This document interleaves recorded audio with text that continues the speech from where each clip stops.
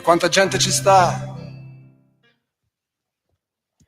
Buonasera a tutti e bentornati a Liberamente, variazioni e scorribande qui su Radio Libertà. Allora è tale il livello della sbronza nel campo della sinistra per la vittoria di Zoran Mamdani a un oceano di distanza alle elezioni comunali di New York, e soprattutto sono tali i postumi di questa sbronza che attanagliano Elly Schlein, da cui non riesce a liberarsi, che oggi la segretaria ci ha regalato una perla insuperabile. Ebbene sì, perché Elly ha lanciato, tenetevi forte, la tassa Mamdani, l'ideona per risalire la china, diciamo, nell'incisività politica e nei sondaggi del PD è la tassa Mamdani.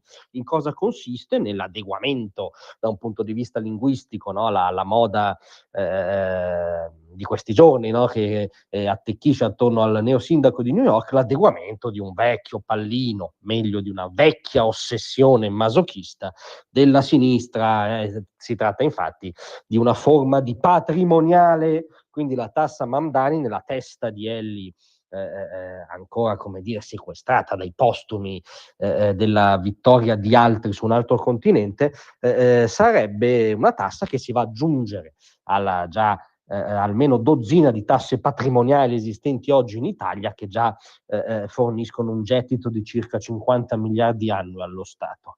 Ma non contenta evidentemente Elly, durante un evento al Tempio di Adriano, a precisa domanda se condividesse la tassa Mamdani sui super miliardari. Nascono sempre così le patrimoniali, sui super miliardari, poi scoprite che aggrediscono il vostro patrimonio, che super miliardario non è. Ma la risposta di Elly è stata la seguente: questa è una questione già affrontata, cioè lei è una precursora, no, di Mamdani, dichiarandoci a favore di una tassazione a livello europeo sulle persone che hanno milioni a disposizione. Milioni a disposizione credo sia la sua formula per dire che hanno legittimamente guadagnato o ereditato milioni. Esistono anche queste persone, tra l'altro non sempre, ma spesso nelle attività che creano, in cui investono, poi generano posti di lavoro e profitti anche per altri.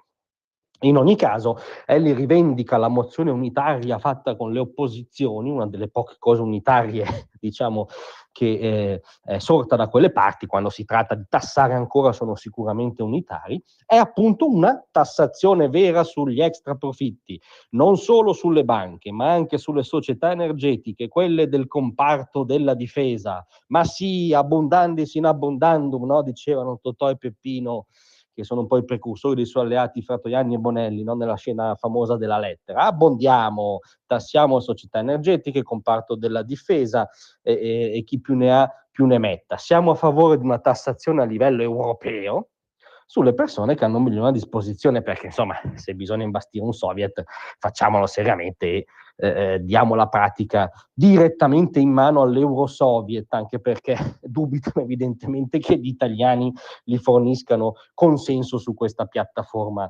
ipertassaiola. E quindi Schlein ribadisce di essere d'accordo con la tassa Mamdani. Nessuna paura, certo, i capitali viaggiano più velocemente delle persone.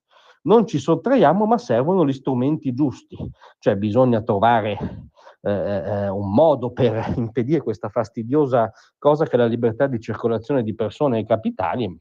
Magari, come dire, la segretaria telefonerà al neosindaco sempre che glielo passino. La cosa inquietante è che l'ennesima proposta del PD è l'ennesima tassa patrimoniale.